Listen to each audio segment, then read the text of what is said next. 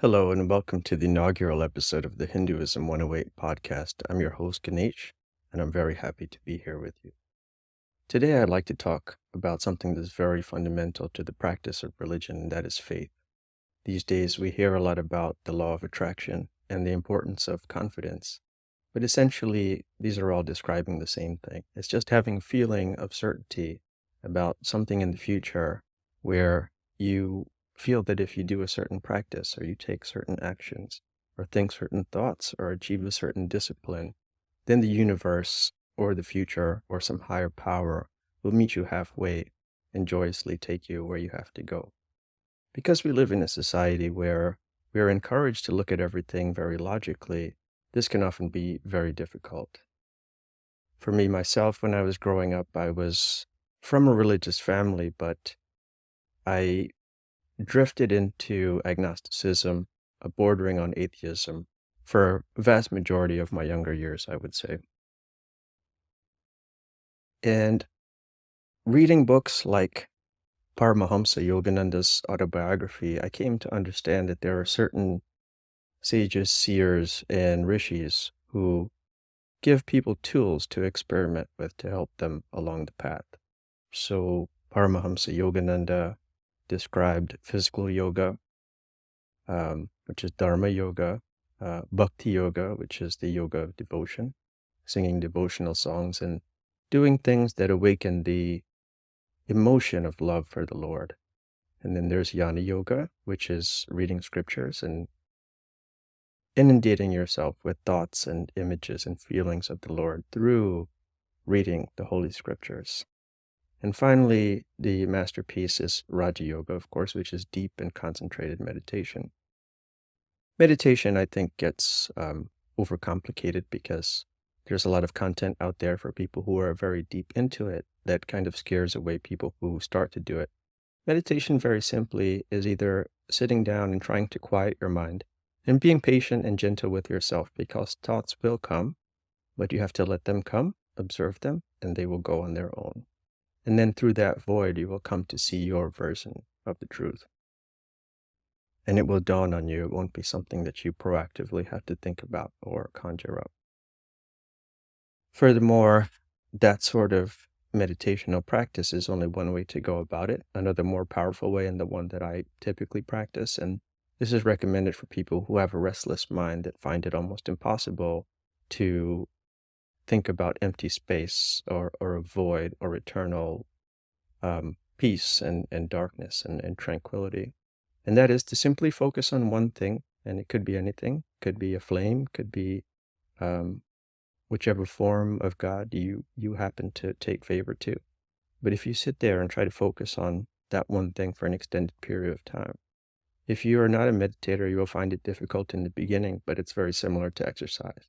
The more you do it, the better you will get, and you will find yourself truly enjoying it.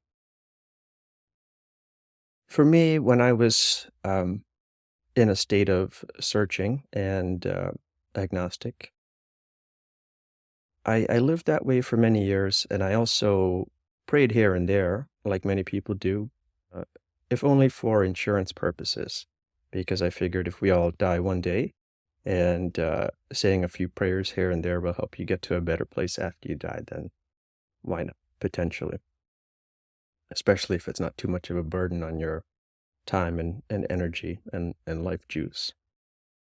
And I lived that way for many years, and when I was about 21 or so, I had a vision of Mother Parvati out of my sleep in the middle of the night.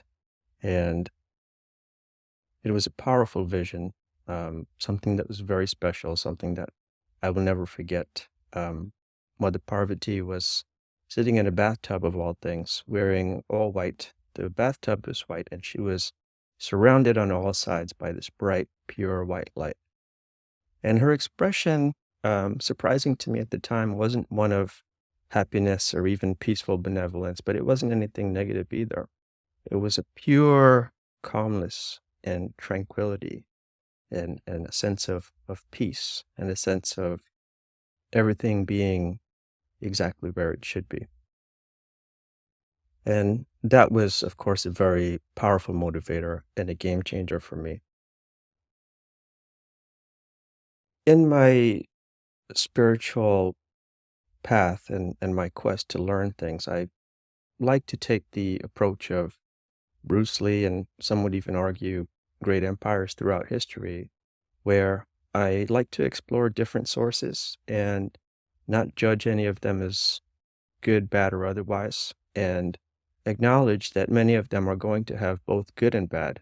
So, as a scientist, it and somebody who's interested in success and growing our success and progress into the future, it becomes important to see everything, look into everything, involve yourself in everything, and take what is best for you, best that resonates for you, so you can take all of these different best practices and amalgamate them into something that's supreme and true to you as an individual.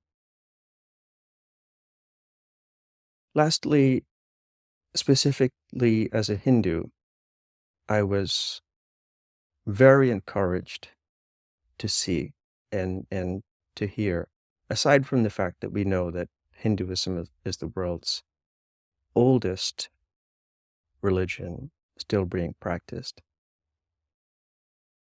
There are many documentaries and pieces of media out there now about aliens and UFOs and other beings that might potentially be in our midst in the skies.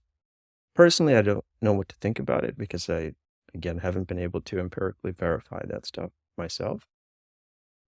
However, Dr. Stephen Greer and his team produced a wonderful documentary called Close Encounters of the Fifth Kind, which many people have seen at this point, where the good doctor takes groups of people out to spiritual places and he has people essentially do certain spiritual activities that conjure up light beings that appear to them. And in the documentary, you'll see some footage of some things, some some orbs of light that coalesce into something resembling a human form. And it's whether it's real or not, I mean, it's certainly something inspiring and motivational and magical to think about.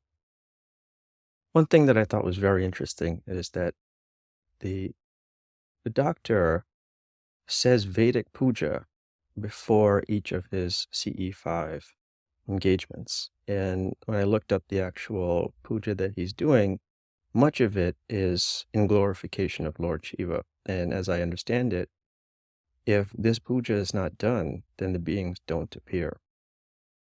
So all of this fills me with faith, and it's something that I'm so grateful for. And I think it has really opened up a lot of doors in my life. And I hope that these few words will help you to achieve whatever it is that you would like to achieve as well. Thank you, brothers and sisters, and God bless.